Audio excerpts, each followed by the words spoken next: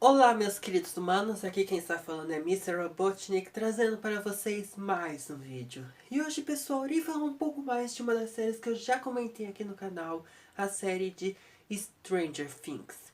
E hoje, pessoal, eu irei falar um pouco mais sobre o misterioso mundo que é o Mundo Invertido e sobre os seus habitantes. Bom, sem mais delongas, bora partir pro vídeo. Pessoal, por onde eu posso começar? O mundo invertido é basicamente um alter ego de nosso mundo, no universo de Stranger Things. Este mundo é primeiramente acessado pela Eleven, durante um experimento criado em Hawkins. Nesse experimento, a Onze somente tinha que acessar a mente de estrangeiros inimigos russos, como é baseado na história, né? Porque se passa numa época bem intensa entre a Rússia e os Estados Unidos. Bom, no meio do experimento, a Onze tem uma certa conexão com um outro mundo que até agora, até o momento, não se sabia muito bem que mundo era esse. Nesse momento de conexão, que é muito rápido, a Onze meramente escuta um barulho, mas não tem coragem de ir muito além por causa que ela ficou com muito medo do que viu lá. Então o experimento no momento foi parado, só que não encerrado. Os cientistas, inclusive o vilão da primeira temporada que estava gerenciando tudo, vê nessa pequena, como posso dizer, coincidência do destino. Ele quer que a Onze ou a On continue essa conexão. Só que nesse meio tempo as coisas vão complicando. Porque durante a experiência, a Onze consegue se comunicar com esse ser. Só que no meio do experimento, por essa linha de conexão tênua entre a Onze e essa criatura, acaba se criando uma pequena distorção no tempo e espaço, criando assim uma fissura dimensional que conecta o nosso mundo ao mundo invertido, ou o Upside Down. Por onde essa criatura, que futuramente no decorrer da temporada foi nos dado o nome Demogorgon, pôde passar livremente. E por essa pequena falha no tecido da realidade, várias outras fissuras acabaram se abrindo ao redor de Hawkins, criando assim múltiplas passagens por onde o Demogorgon podia sair do seu mundo e entrar no nosso mundo. Bom, agora indo mais um pouco além, o Upside Down, como eu disse, pessoal, é como se fosse um alter ego de nosso mundo. Algumas coisas são iguais, outras não são. Como, por exemplo, muitos se questionam e até especulam por que o Upside Down é igual ao nosso mundo, só que numa versão mais obscura dele. Muitos já especularam diversas hipóteses por que isso aconteceu. Muitos até acreditam que esse mundo era habitado por outros seres humanos assim como nós, mas foi invadido por essas criaturas terríveis. Eu, na minha humilde opinião, eu acredito que esse mundo invertido seja mais ou menos como um reflexo do nosso mundo, que necessariamente necessita do nosso mundo para existir, assim como o nosso mundo precisa dele para existir. É como se fosse uma versão espelhada no nosso mundo, só que com alguns caracteres um pouco diferentes, tipo lá é sempre escuro, lá assim, não, fora a luz que tem de alguns postes de iluminação, o resto é tudo escuro. E sempre tem uma nevoazinha esquisita, meio Silent Hill, entende? E tem sempre vinhas crescendo por todos os lados. Bom, outra coisa que também me leva a querer essa minha teoria é que as construções, se fosse para ser um mundo invertido, que seria mais ou menos como o nosso e que foi invadido, em algum momento no passado teria sido parado ali. Mas eu acredito que o Upside Down seja um reflexo realmente do nosso mundo. E tudo que acontece no nosso mundo reflete nesse mundo. Como tem a escola de Hawkins, se eu não me engano, também deve ter o shopping da terceira temporada. Assim como não faz muito sentido também, tem carros, né, gente? Se parou em algum momento na história, durante a invasão dessas criaturas, não era para ter carros ali. Imagino que não seja só em Hawkins, mas também no resto do mundo, se a gente for explorar na quarta temporada lugares que não sejam especificamente só em Hawkins, o mundo invertido. Bom, agora que eu dei um pouco dos detalhes sobre o mundo invertido, vamos falar um pouco mais sobre as criaturas deste mundo. Começando pelo grande chefão que manda nesse mundo, que é o nosso querido Mind Flayer, ou Devorador de Mentes. Essa criatura, pessoal, é um... Bom, é um composto de escuridão absoluta, sério.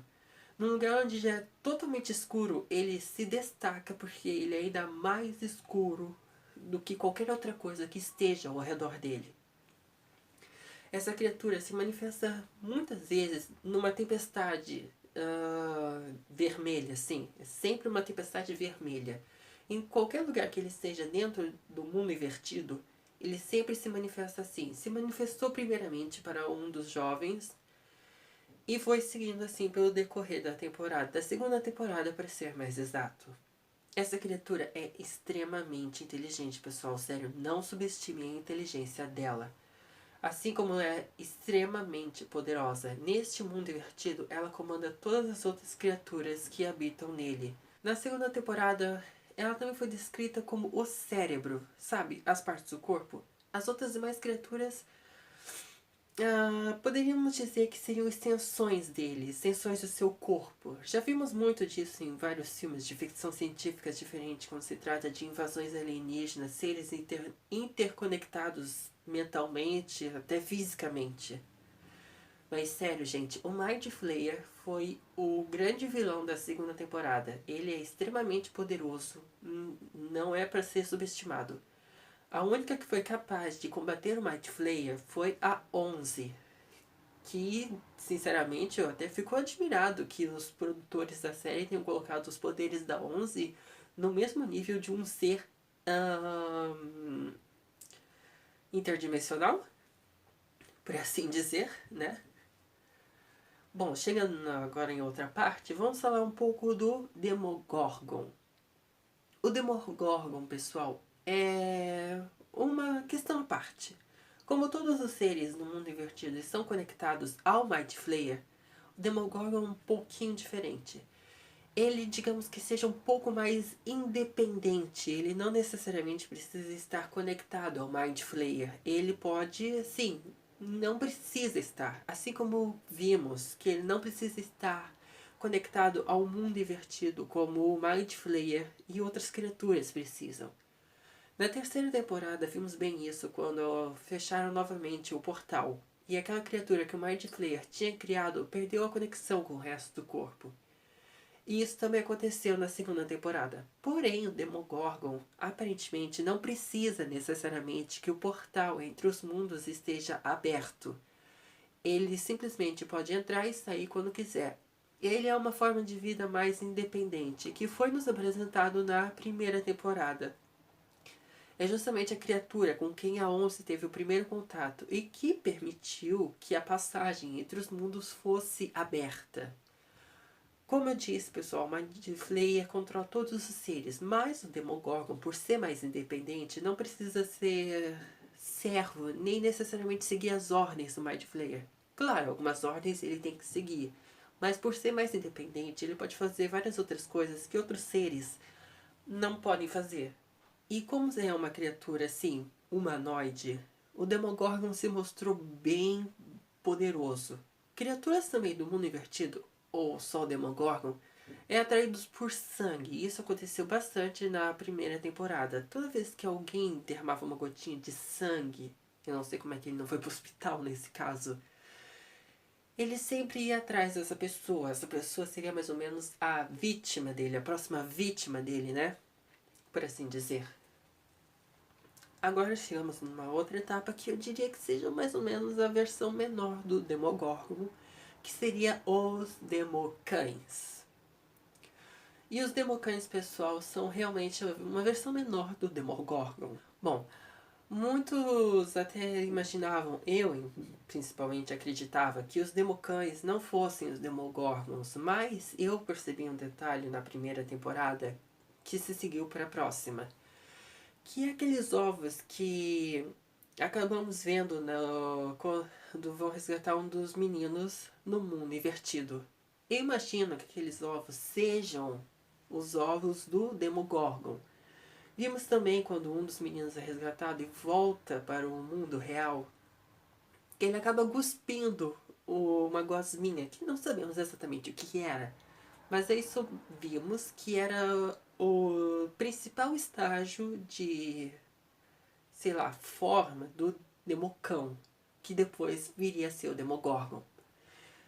E por ser o primeiro estágio do Demogorgon, ele não é tão independente quanto a fase adulta, gente. Ele necessita que o portal esteja aberto e precisa estar sempre em total conexão com o Mind Flayer para receber ordens.